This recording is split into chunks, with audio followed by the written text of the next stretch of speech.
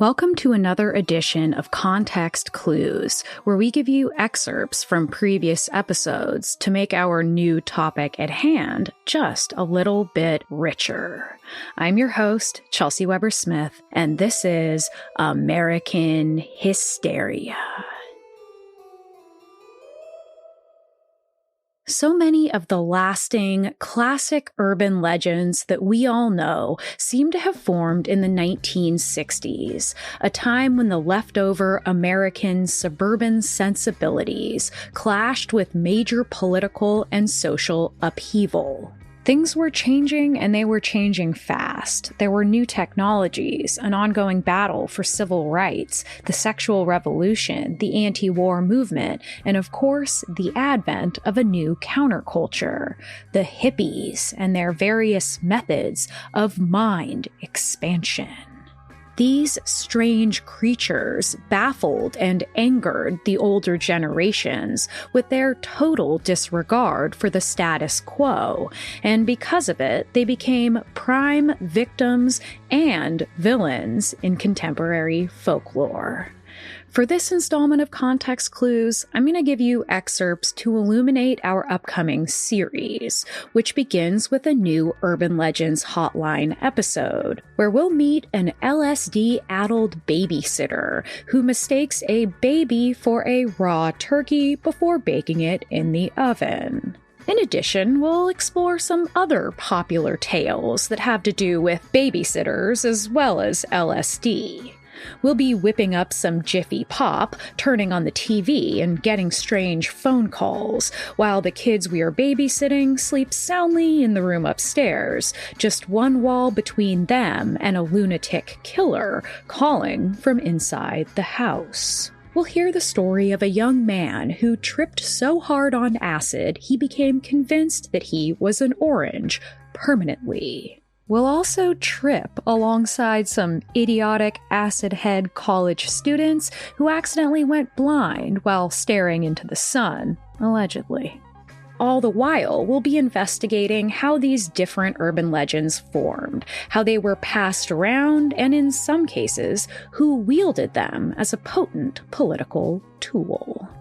Before the hippies became the teenage moral panic du jour and lent themselves to our impossibly irresponsible babysitter archetype, their direct 1940s and 50s predecessors, known as Bobby Soxers, caused outrage by the less-than-traditional clothing they wore, the dances they danced, their rejection of respectable feminine norms, and a crime wave driven by their sexy obsession with the young male musicians that caused many a mass swooning. These Bobby Soxers were also helping to kick off a new babysitting boom during the war years, but with their help came their bad reputations and questions over whether teenage girls were responsible enough to care for the next generation. So please enjoy this excerpt from our 2022 episode called Fangirls. And when I told them how beautiful you are. This time, we find ourselves back in America, staring up at a brand new idol, known to his adorers as Frankie. When young Blue Eyes played his very first solo show on December 30th, 1942, it was absolute pandemonium at the New York City Paramount Theater near Times Square, as 5,000 mostly teenage girls swarmed the stage. Frankie would describe that first night like this. The sound that greeted me was absolutely deafening. It was a tremendous roar. 5,000 kids stamping, yelling, screaming, applauding. I was scared stiff. I couldn't move a muscle. Soon after, Frank Sinatra would become known as Swoonatra, and his fans, the Sinatra Ticks. By 1944, he had had 23 top 10 singles on the Billboard charts, and when he returned to the Paramount in October, somewhere between 30 to 35,000 screaming fans swarmed outside the theater, pushing to get in, spilling into the street and blocking traffic, essentially a teenage takeover of Times Square, with police called to try to calm what the papers would call the Columbus Day Riot, with the New Republic calling it a, quote, phenomenon of mass hysteria that's only seen 2 or 3 times in a century. It was the biggest fan club in the world was outside the Paramount Theater. People waiting for hours and hours in the street just to have a glimpse of Sinatra. And in those days, it was so inhuman for the artists to do 7 shows a day. That's how popular Sinatra became. Just as the girls had done during Listomania, they swarmed the singer and ripped at his clothes, trying to snatch the coveted polka dot bow tie right off of his neck.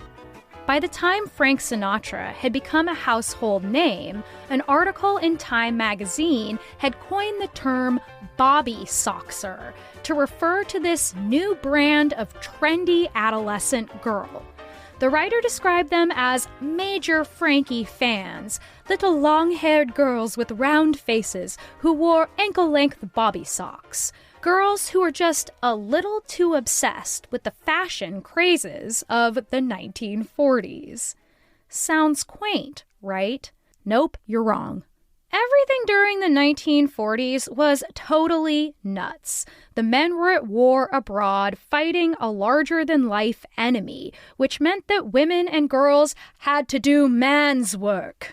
This genderqueer, Rosie the Riveter duty was thrust upon them with the unsubtle encouragement of the U.S. government and culture at large. A government and culture who were also panicked about the new agency that this work was giving to these girls and women. It was allowing them to move more freely, to focus on their own interests and their own desires, rather than just submitting smilingly to the desires of their husbands or whatever man happens to be in the room. And what, dear listeners, always seems to accompany a threat to the power of the patriarchy. One of those delightful moral panics, of course, this time about the menacing, vicious, degenerate Bobby Sox Brigade. The New York Daily Mirror called them, quote, shouting, neurotic extremists who make a cult of the boy. In March 1944, Newsweek blared that, quote, the greatest tragedy of the war was the moral breakdown among American girls. The news reported that the Bobby Soxers had taken over Times Square full-time, and indeed there was a curfew imposed for those under 16, as police had reported a 100% increase in delinquent girl cases. Teenage girls and women who ever did anything alone in public were accused of being victory girls, young women who slept with soldiers because they felt it was their sovereign wartime duty, those that were blamed for the spread of venereal disease that was taking our boys down from the inside. Of course, it had nothing to do with what the boys were getting up to themselves. There were actually official meetings to warn young soldiers about the girl next door. All of a sudden, teenage girls were dangerous. Not just dangerous, they were threats to national security, to the very foundation of America itself.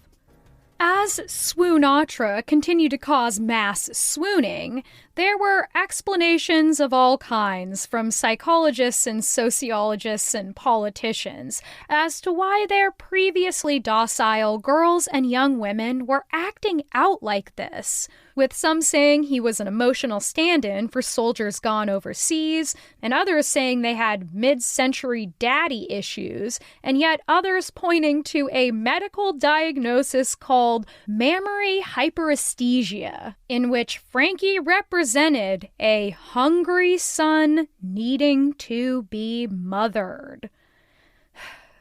And then Newsweek said what no one else seemed to want to say, that perhaps there was a sexual element to all of this. They called it a mass sexual delirium. In a singular breath of fresh air, a writer for the Brooklyn Daily Eagle named Sheila McKeon had this to say, quote, "Somebody with a gray beard always has to call it mass hysteria or something."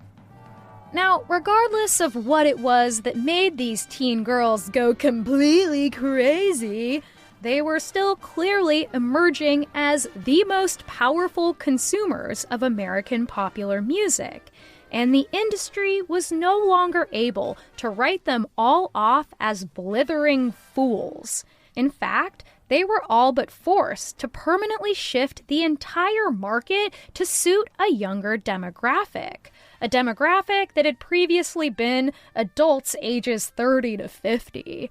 The cultural power of the fangirl was growing, and so was the fear of the growing freedom it was giving them, especially when it came to sex. More after this.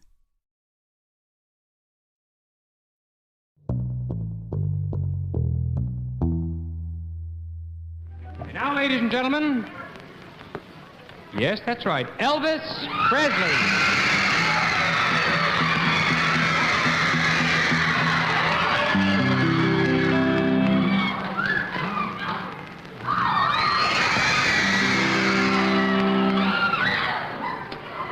Ladies and gentlemen, could I have your attention, please? I'd like to tell you that we're going to do a sad song for you. This song here is one of the saddest songs we've ever heard. In 1957, a man who would come to be known as Elvis the Pelvis appeared on the Ed Sullivan Show to an audience of 54 million people, which was at the time 82% of the viewing public. But that pelvis was seen as a sexual atom bomb that threatened national security. After seeing the show, a Catholic bishop wrote FBI head J. Edgar Hoover to express concern that Elvis was, quote, a definite danger to the United States because he was rousing, quote, the sexual passions of American youth. Elvis's sexual appeal was so dangerous, in fact, that his hip thrusts were hidden from that huge American audience, the censors only allowing him to be filmed from the waist up. But everybody knew what was going on. Sex was all over his face, in the way he curled his lip when he sang, in his dark, slicked-back hair, in his sly eyes that were made darker by a ring of eyeliner. I mean, there is a lot to critique about Elvis Presley, but for right now, we're going to remember that he was smolderingly hot in his time. And because there was a television in most American homes by that time, he became far more accessible than Frank Sinatra had been. Parents considered Elvis to be much more dangerous than the soft string bean Frankie. This was in part because Elvis had 100% appropriated his fashion style from the black blues musicians that he knew in Memphis, buying his clothes from the same stores they did, and then mixing their playing styles with country music, emphasizing his blue-collar bad boy image, and then adding in an overt sexuality previously pretty absent from white popular music. All this mixed together frightened the older generation, as it had when white teenagers of the 1920s partied in jazz bars, very much against the will of their parents, and you can learn more about that in our Context Clues re-release that we did for this episode called Teenage Sex. When it came to Elvis, it seemed like putting a white face on all of those qualities made it just acceptable enough to rocket the kid to a new level of fame. Where some considered Elvis a threat, others considered him a joke.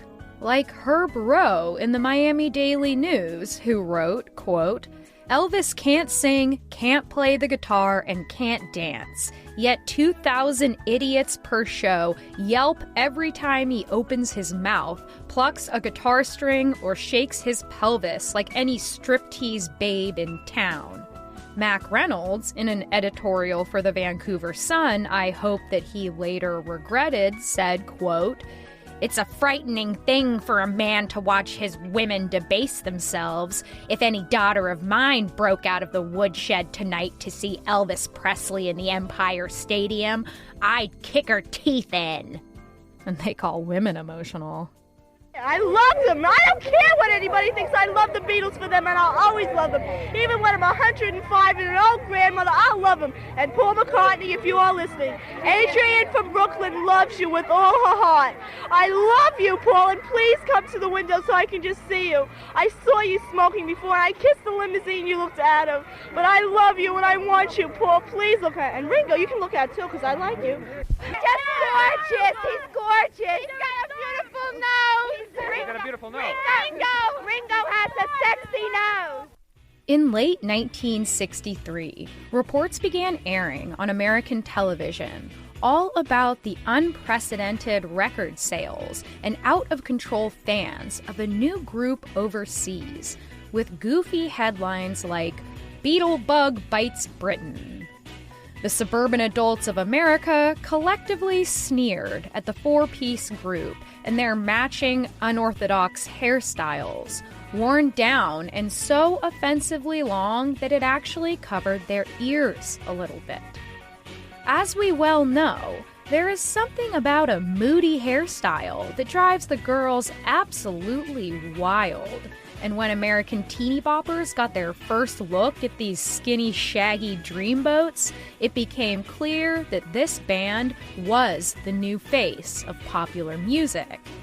This revelation was much to the collective distaste of the critics and of industry giant Capitol Records, who the year before had written the Beatles off completely as a passing fad. Suddenly, they were rushing their latest single for the American market, and by early 1964, I Want to Hold Your Hand made it on the Billboard charts. That sealed the deal. The Beatles were coming to America. 3,000 screaming teenagers are at New York's Kennedy Airport to greet, you guessed it, the Beatles. This rock and roll group has taken over as the kingpins of musical appreciation among the younger element. Some music critics call their harmony unmistakably diatonic. Others say it's pandiatomic. Parents say it's just plain pandemonium. New York City cops are hard-pressed protecting the Beatles at their hotel. On every side, there is hero worship that recalls the heydays of Elvis Presley and Frank Sinatra. With one Beatle bedded with a sore throat, three of the quartet take an airing in Central Park. There was absolutely no truth to the rumor that the zoo's laughing hyena was driven underground. 8,000 fans watched the Beatles play their very first American concert in Washington, D.C. on February 7th, 1964. And by then, the girls were already well versed in the personal tastes of their dream boyfriends. In a 1963 television interview, George Harrison had jokingly told the host that Jelly Bellies were his favorite treat and that John had stolen his Jelly Bellies.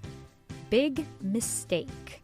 Fans in England began mailing the guys boxes upon boxes of Jelly Bellies, and then took to throwing them on stage. By the time they got to America, they found out that the counterpart to the Jelly Belly is the Jelly Bean, and those are much harder. And the Beatles were pelted with them nightly, no matter how much they protested.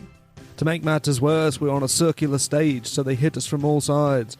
Imagine waves of rock-hard little bullets raining down on you from the sky. If Jelly Beans travelling about 50 miles an hour through the air hit you in the eye, you're finished, you know, you're blind, aren't you? A couple days later, a record-breaking audience of 73 million tuned in to watch the Beatles' debut performance on The Ed Sullivan Show. Over the next 2 years, the Beatles would return to America to perform for more record-breaking crowds, most notably at Shea Stadium in New York City, where they performed for 55,000 people in a show credited with originating the modern stadium concert tour.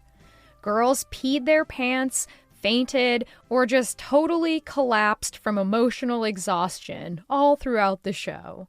One fan told of becoming popular at her high school because she had been the only one in her whole town to go to a Beatles show.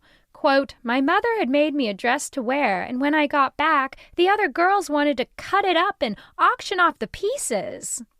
Of course, the reactive pearl-clutching of Beatlemania was no different than it was in the days of Listomania, or the days of Swoonatra, or the days of Elvis the Pelvis. There was shock and disgust, and of course, highbrow takes on what was going on. One particularly white and bearded psychologist posited that these fangirls were, quote, subconsciously preparing for motherhood. Their frenzied screams are a rehearsal for that moment. More after this. And now, back to the show. So now that we know about the girls gone wild in the middle of the century, let's look at what was happening in the mainstream culture that was sprinting toward an apparent haven of nuclear family-focused conservatism. The rise of the middle class in the far more affluent post-World War II era led to suburbanization, little oases away from the impoverished and allegedly crime-ridden cities. The suburbs were a place where good white American families could raise good American children with good American values, where women knew that their place was still inside the home, where capitalism provided them with all the bells and whistles of a happy life. But of course, there was always a dark undercurrent in these fluffy enclaves, which included a yearning for more from the girls and women whose futures felt decided for them. Over the course of our next episodes, we'll be looking at how some of the children of these suburban families took to mind-expanding drugs in order to find themselves, to separate themselves from the cookie-cutter lives they did not ask to be born into. We'll also see how the 1950s and 60s became the golden age of the teenage babysitter, who took over when mom and dad wanted to have a night out to themselves, to go to the movies or go dancing, an indulgence that in our urban legends is sometimes punished with the deaths of their precious children. So now, please enjoy this excerpt from our 2020 episode called Suburbia.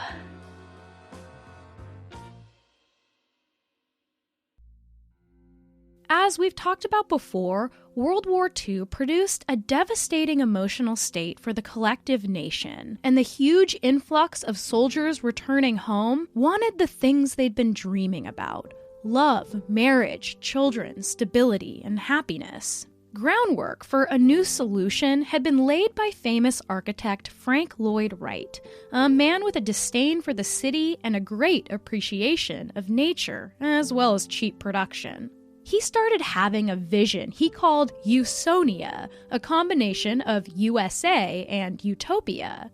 But it wasn't until the sudden influx of shaken soldiers returning from Europe that there became an urgent need for affordable luxury housing. And in 1947, a man named William Levitt seemed to have a kind of mass solution, an extension of that idea, and he would go on to become the father of the manicured suburbia as we know it today.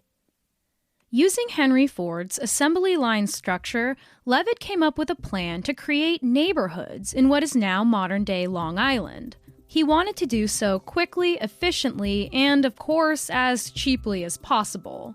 His vision represents the pop culture images we've absorbed of suburbia, identical houses side by side, each with the same appliances. 750 square feet, 2 bedrooms, a living room, a kitchen, and a bathroom. No basements, no garages. They didn't have time for that.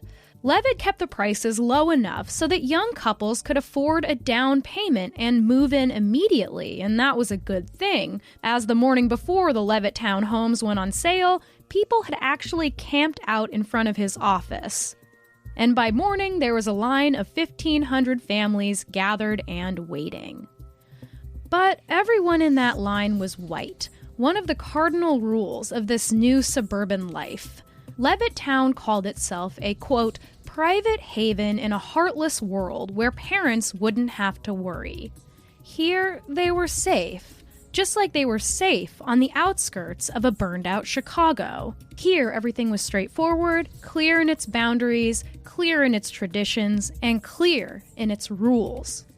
With these segregated islands, only really accessible by the luxury of a car, Suburbia was slowly becoming a white middle-class haven, away from the crime, poverty, black people, and immigrants. And this is Levittown. Here you can own your own home, complete with its own refrigerator, television set, and clothes dryer. You can raise your children far from the city's dirt, crowding, and crime, in comfort and safety. It became a way of starting to forget the horrors of war and extreme poverty, of ignoring the terrifying and looming threat of nuclear war, and of forgetting the problems that still plagued the poor residents of the city as they sat drinking lemonade on the lawn. As the 1950s bounced on its newly peppy heels, the popularity of the cloistered Cold War lifestyle grew and grew, with the pastoral fantasy of old America colliding with the modern middle-class American obsession with mass-produced goods that made life easier and pointed carefully toward the future. As Disneyland opened in 1955 and television streamed finally into the majority of middle-class homes, Suburbia seemed to emulate that kind of bright-eyed fantasy manicured by the growing presence of corporations. A whole Disney-fied nation, life imitating life in the safest possible way. From World War II to the 1960s, the suburban population doubled, and those sprawling consumer palaces called shopping malls began to become the heart of 1950s suburbia. Along with aiding in the continued psychological repression of the nuclear threat with bright colors and strict gender roles, American nationalistic family values profited handsomely off the new affluence of this middle class. Corporations were responsible for those first domestic comedies like Father Knows Best, Leave It to Beaver, and The Andy Griffith Show, all of them nuclear family-centered stories transmitted to a significant portion of American households. These programs were about the easy, often fun problems of suburbia, the boring disagreements hugged out before the end credits, the simple, obedient messages writ large and sweet. But of course, the corporations weren't doing this out of the kindness of their hearts. They did it so they could play their loud and sometimes aggressive commercials that cut like a knife through the warm cake of American television. Unsurprisingly, the government too supported this middle-class suburbia, both financially and symbolically, as a beacon of the hope against, you guessed it, the communist threat. Vice President Nixon escorts Soviet Premier Khrushchev on a preview of the United States Fair at Skolniki Park in Moscow. It's the official opening of the American Exposition and dedicated to showcasing the high standard of life in our country. In 1959, a bizarre televised kitchen debate took place between Vice President Richard Nixon and Soviet leader Nikita Khrushchev, arguing on behalf of communism. Though the talk was held in Moscow, it was filmed in an American ranch house, built in the style of those at Levittown, just for this kitchen talk, cut in half so that bystanders and viewers could see inside the mystical suburban kitchen and the lifestyle of convenient goods that made America great.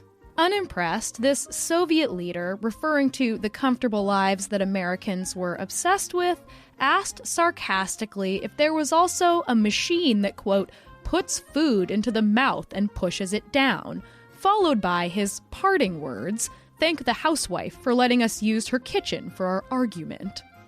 Ah, the housewife, one of the most enduring symbols of a bygone America, created in the 1950s and 60s, coined by the media as a Mrs. America.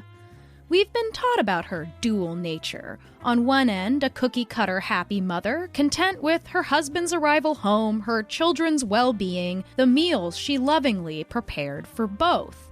And on the other end, a depressed, anxious, gossipy, hysterical thing, one that was begging internally, emotionally, for more of that thing called life. It's true that the diagnosis of anxiety and depression soared during this decade, and psychologists who'd long been following the Freudian model of psychotherapy, of curing nervousness and hysteria by addressing childhood issues, were now presented with the science to stop neurosis. The drug known eventually as Mother's Little Helper was mass-produced to meet the needs of those discontented women, but really, oftentimes, they were meant to placate them back into contentment.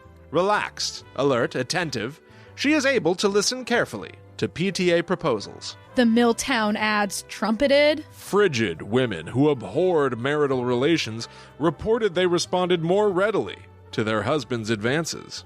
And, of course, you can't set her free, but you can help her feel less anxious. The world had seen problems with anxiety drugs before, as barbiturates, more powerful sedatives, had caused addiction in the previous decades.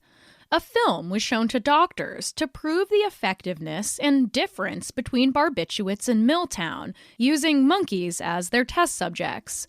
With a scientist dramatically donning a pair of thick gloves and a welding mask, the monkey is presented as violent and out of control. Then cut to the monkey blasted on barbiturates, nearly unconscious, and then cut to the Milltown monkey, chill but alert, happy, a cool monkey. The kind of monkey that might bring you a beer. The kind of monkey who might have dinner ready for you. The kind of monkey that would never, ever complain.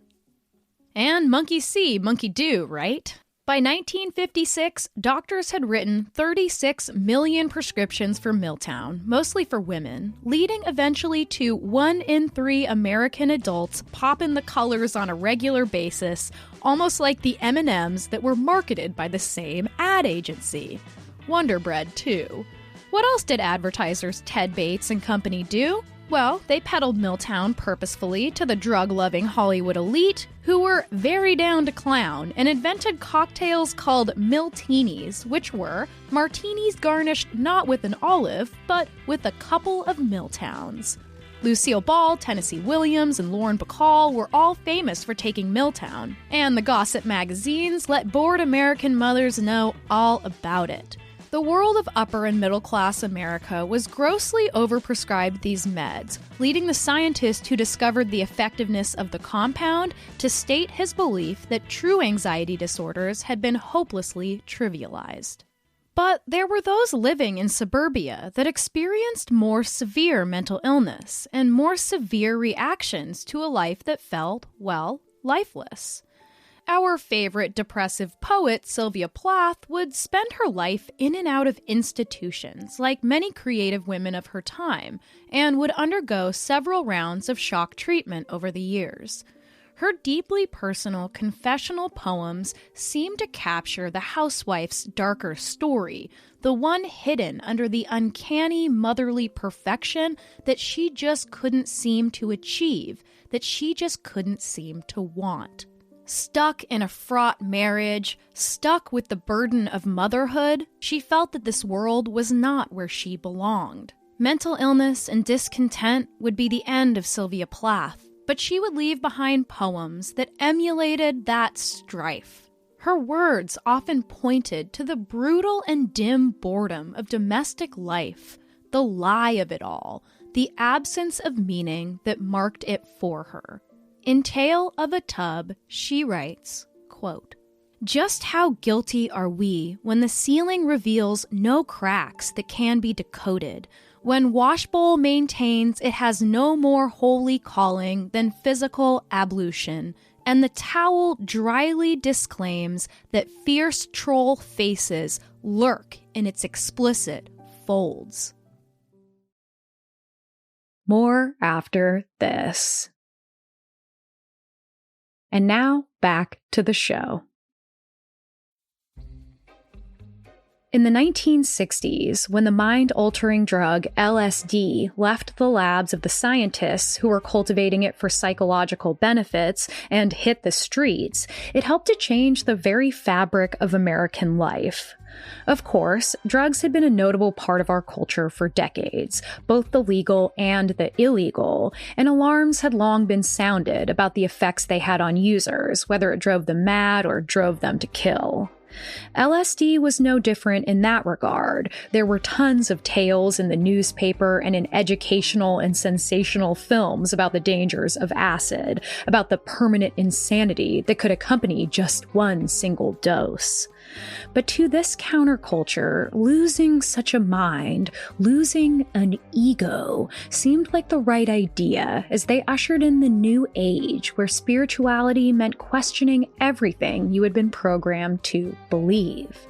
But to those of the older generation who had lived through a depression and a war, hippie culture was destroying the strong, prosperous nation they had worked so hard to build. And when it all culminated in the LSD-fueled, mind-controlled Manson family murders, it seemed that their assumptions were correct. The drug-addled hippie movement was not just destroying the fabric of America, but it was also leading teenage girls into murder. So here you go, an excerpt from our 2019 episode called Mind Control.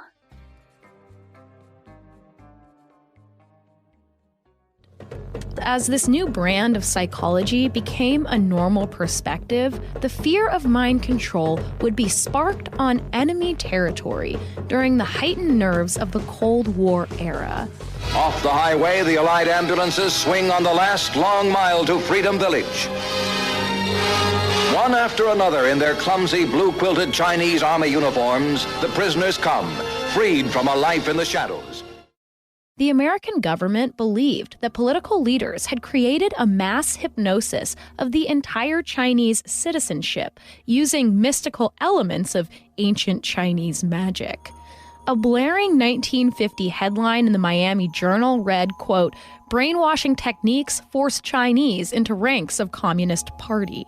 The journalist behind this article was a man named Edward Hunter, who would go on to coin the term brainwashing in his 1956 book, which he said could, quote, "change a mind radically so that its owner becomes a living puppet, a human robot, without the atrocity being visible from the outside."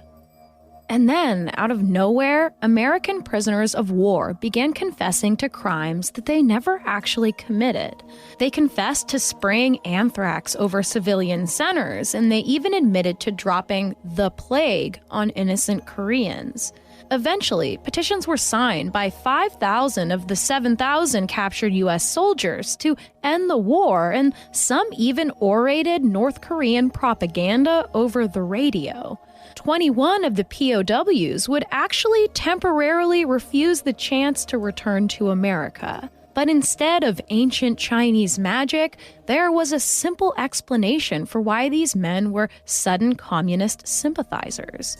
Under intense and torturous conditions, they finally caved to their captors' demands. But pop culture seized on this idea of brainwashing and produced works like The Manchurian Candidate that presented sleeper agents, those who had been brainwashed by foreign governments, to all of a sudden snap at a trigger, like a certain word or sound, and become a hypnotized traitor ready to kill his fellow men. Research conducted at the same time would find that most of these brainwashed POWs returned to their normal thinking process after a few weeks at home, with the U.S. Army officially admitting in 1956 that this thing called brainwashing was a popular misconception. Nevertheless, of course, if brainwashing was a thing, the U.S. government was certainly not going to miss out on an opportunity like that, and they felt they could do it better. And then in 1953, the CIA launched the now infamous MK Ultra program.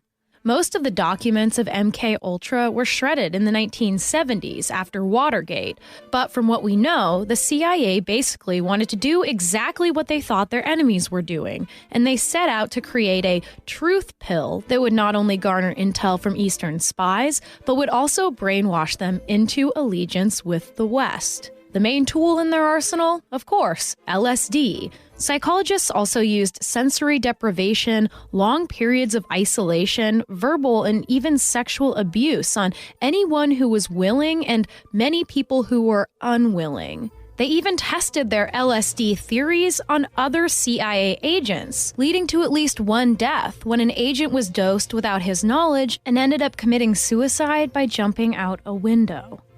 A bizarre poison expert named Sidney Gottlieb continued to lead the program, watching subjects through a two-way mirror while he sat on a portable toilet for hours, drinking martinis from a pitcher he prepared for the day. He was the brains behind brainwashing, and his bizarre experiments earned him nicknames from his coworkers, such as the Black Sorcerer. The public wouldn't find out about these projects until the mid-70s, and by then they were already steeped in a kind of self-mind control, a kind of mindfulness, or even mindlessness that they believed to be the one true path to world peace. In the midst of this panic over mystical Chinese brainwashing, Sigmund Freud's rogue protege, Carl Jung, was embracing a more mystical psychology himself, and beat writers like Allen Ginsberg, Gary Snyder, and Jack Kerouac began making hip the use of Eastern spirituality as an alternative to Christianity. I don't only worship Buddha. Whom else? I worship Christ, and I worship Allah, and I worship Yahweh, who is the Father. I worship them all. Soon, the Beatles would be seen with long beards and prayer beads, photographed sitting at the feet of Indian gurus.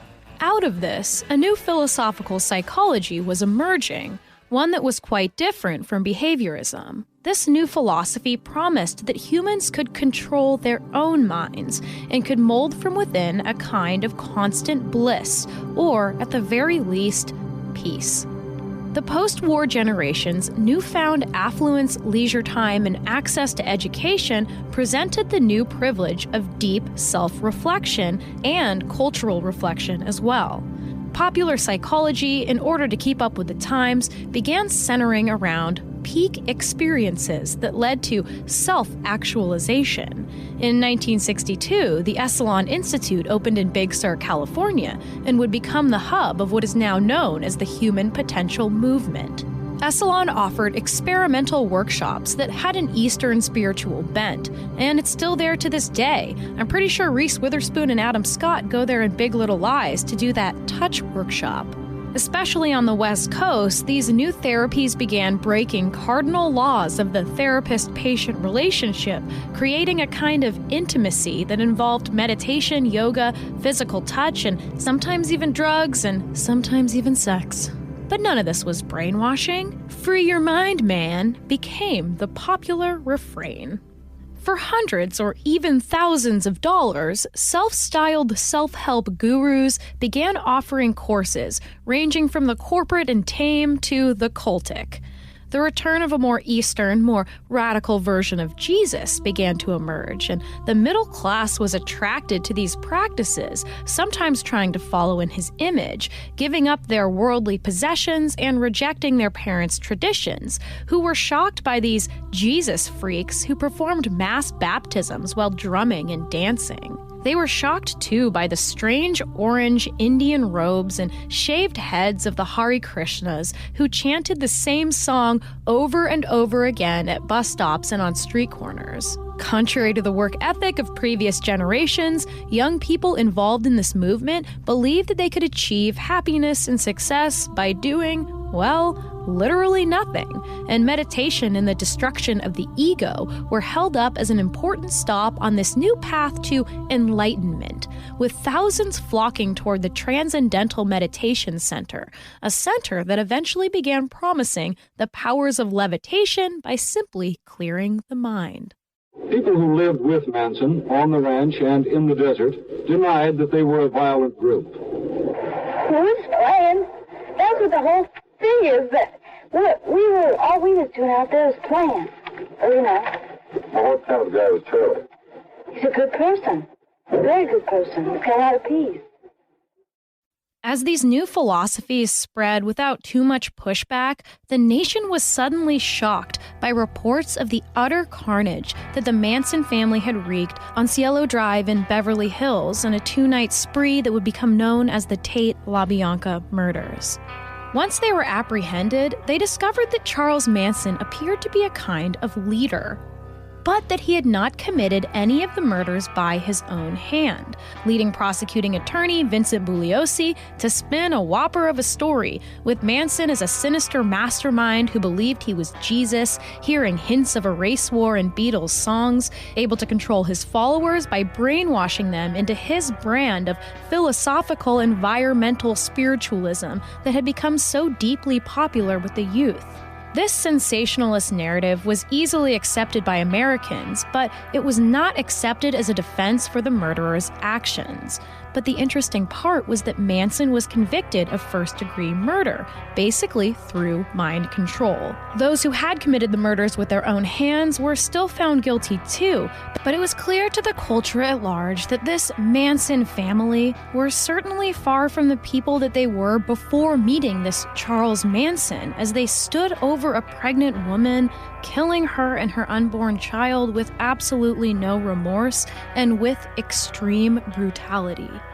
Just a few years later, the country would encounter another pivotal moment in brainwashing history, as reports of a rogue heiress turned brainwashed domestic terrorist flooded the news, showing a photograph of a blonde socialite brandishing an assault rifle. The hunt for her eventually culminating in an LA shootout broadcast on live TV.